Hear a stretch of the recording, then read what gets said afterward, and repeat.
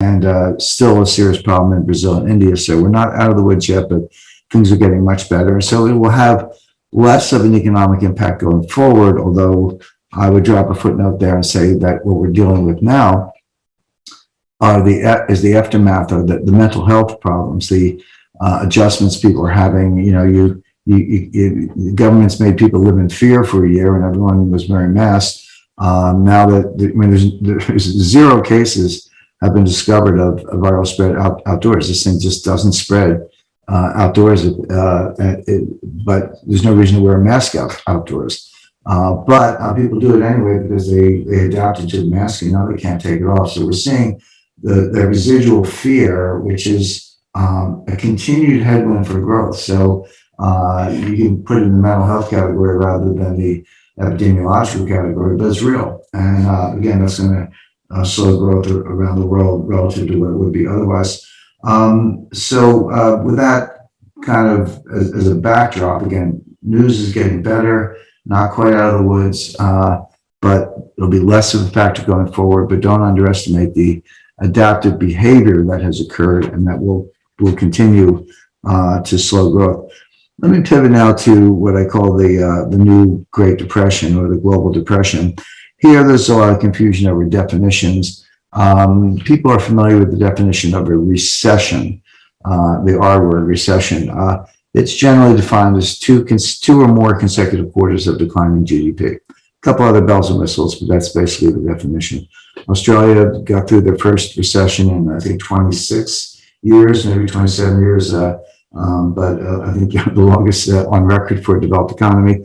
The U.S. Got through a severe recession in 2008, 2009, and had another, the most severe since the end of World War II in 2020. But that's over. There is growth. Growth rates vary, but there is growth around the world. At least in the United States, North America, generally Australia and China. Europe is in a back-to-back recession. They had a recession in early 2020, a recovery in late 2020, and a new recession now. So Australia's back in recession. So that's the definition of a recession. So people have an intuition that, depression sounds worse than recession. So if a recession is 2 quarters of declining GDP, 2 or more, a depression must be 10 quarters of declining GDP. It must be some really horrible thing. Depressions are bad, but that's not the definition of a depression.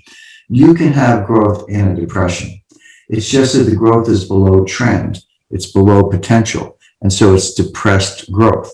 This is true in the United States during the first Great Depression from 1929 to 1940. 1929 to 1933 was a flat out depression, down the whole 4 years. But the Great Depression is conventionally dated from 1929 to 1940. But in the middle of that, 1933 to 1936, the U.S. had pretty good growth. The problem was it had fallen so much prior to 1932. It was growing, but it was in a very deep hole. It never got back to the pre-1929 levels. The stock markets never got back to those levels until 1954.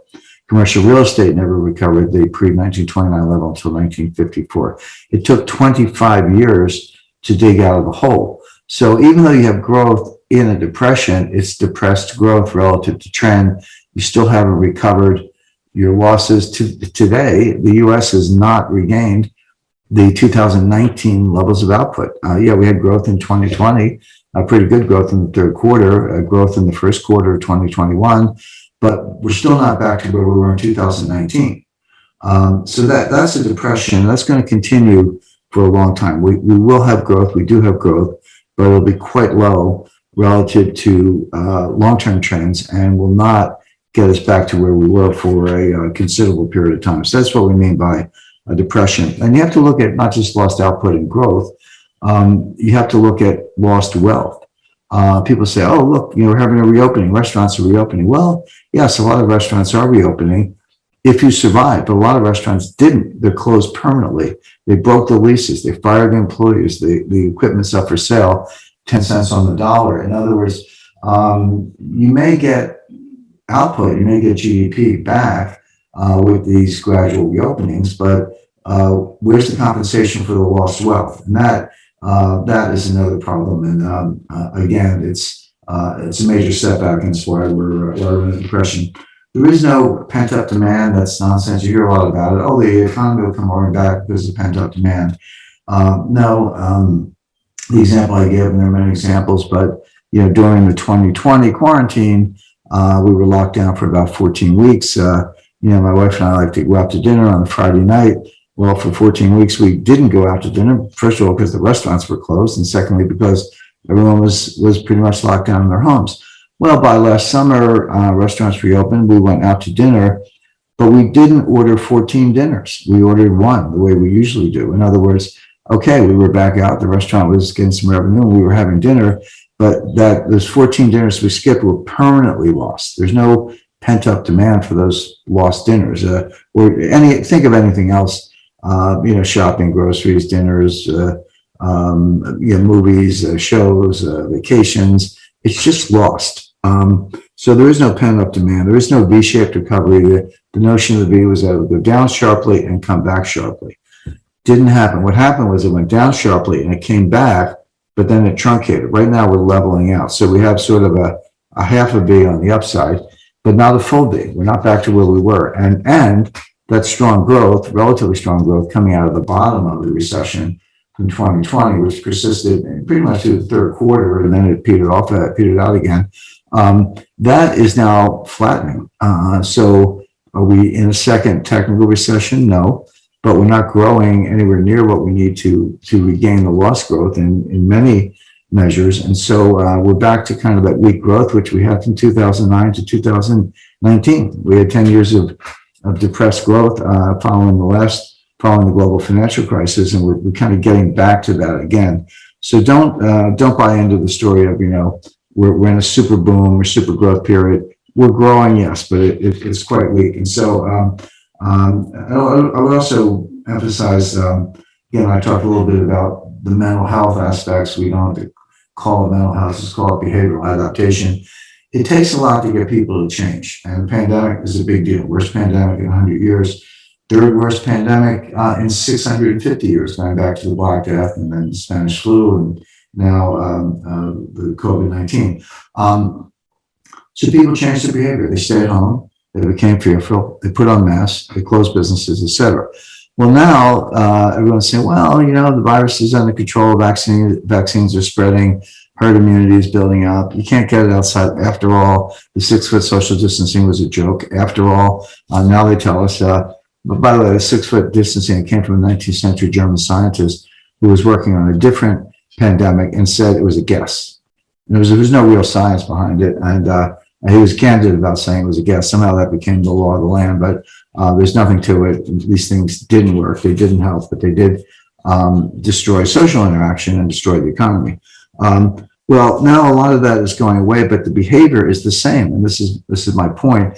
It's not like throwing a light switch where, we'll just be the way we were in the summer of 2019. No, these effects will be intergenerational. These effects will linger. They will not go away easily. There's always a place for anecdotal evidence. I was out shopping the other day. I was minding my own business, looking at light bulbs, and overheard a conversation with one of the customers and the clerk at the counter. And he was saying, I hear the bars are reopening, but I'm not going. If that's all you have, if that's your entertainment, fine, but I'm not going. I probably won't be in a bar for another year, and I'm wearing my mask. I don't care what anybody says. Well, those are choices. I didn't say a word, and I'm not going to, and I'm not here to tell other people what to do. Let everyone make their own decisions. But I found it fascinating as an anecdote that there was no science, no necessity behind what the guy was saying. But he was demonstrating the fact that he can't go back to the way he was. He can't suddenly spend money at the bar or a restaurant or movie theater or any place else for that matter.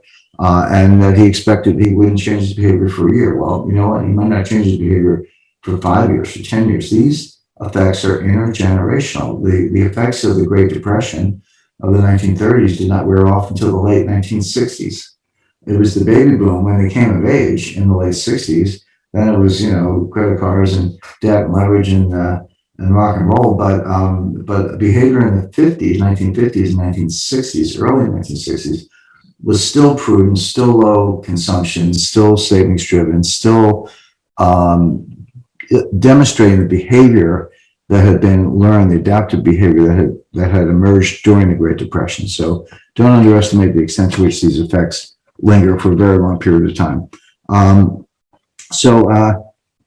We've had this change in psychology. So this global depression, defined as below trend growth in Australia, in the United States, despite a bounce back, and Europe and elsewhere, is going to be with us for a long time. So it doesn't mean there won't be any growth. It'll be a lot less than people think. It won't support the kind of stock market valuations we're seeing.